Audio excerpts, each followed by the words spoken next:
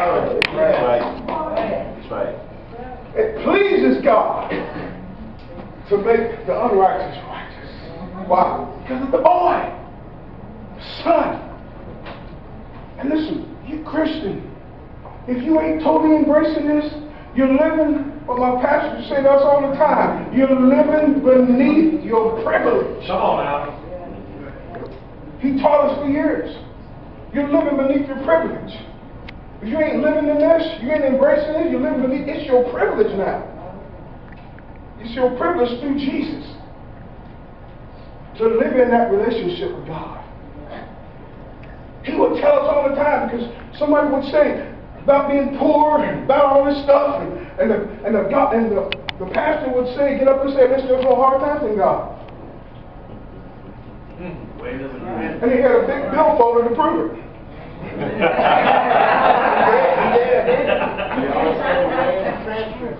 He taught us.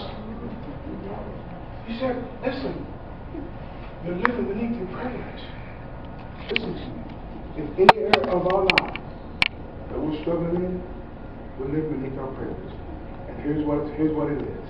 It's not a curse. The Bible teaches me that curses everyone who hangs on a tree. And it says that Jesus became the curse. That's right. So that the blessing of Abraham might come on the Gentiles. So it ain't a curse. The Bible didn't say it's the curse that you show. My people are destroyed because of the curse. That's what it said. What did it say? My people are destroyed for what? Lack of knowledge. So there's something you just don't know. And all you got to do is find out what you don't know, because there are things that you don't know that you don't know. That you don't know. But you can find out. That's right.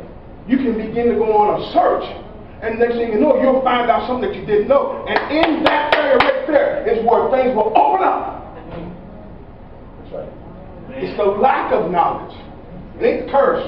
Jesus already took the curse. That's right. So you know what? There ain't no curse on me. Somebody tried to tell me one time, I see a big python wrapped around you in the spirit.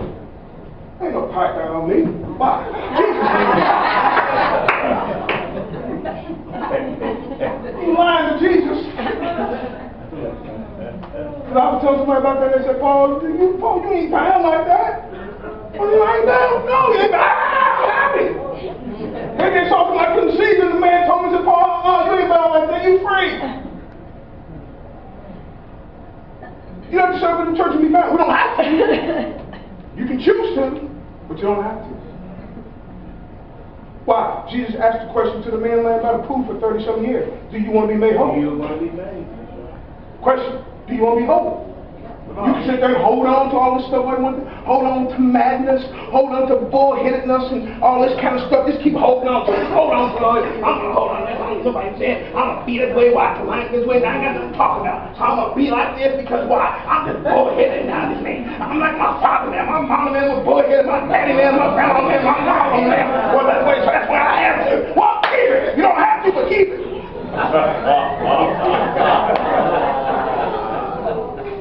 Okay. That's good.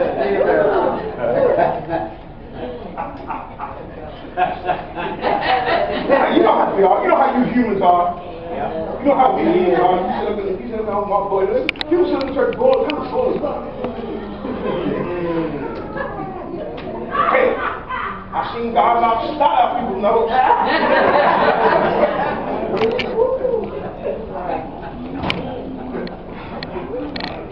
I was telling this long about these that, hey, God will take all the pride out of it.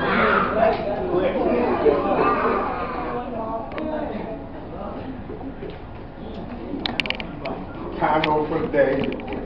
I was just getting ready to start preaching, but I got to start it out. Pastor, what's your message for today? Sons and daughters. Now, you have to have chastening in the church. Whom the Lord loveth, he chastens. Scourges every son. And the Bible said, don't despise the chastening of the Lord. For whom the Lord loveth, he chastens. And then, in other words, he disciplines. Right, it's never his motive to run you off, but it's always to make you better. Because you can be better. All of us can be better and do better. All of us. As they used to say back in my day, from the pulpit to the door. They used to get me, go ahead. You know how they are when they want to throw off a little bit. From the pulpit to the door.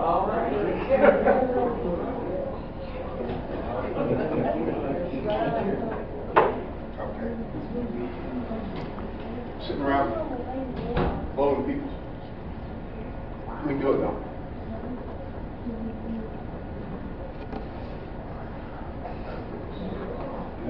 Get stubborn, callous. Get to Jesus and get that stuff dealt with. No. You know how Jesus does it?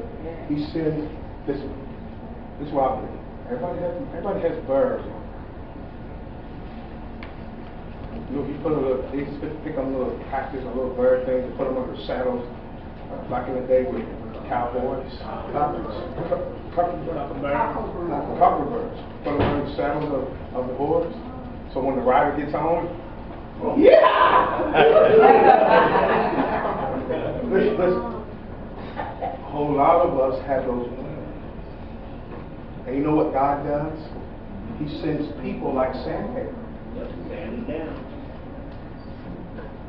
That person you just can't stand in your life is there for a reason. Why? There's something about you. Come on. He's God smoothing it down.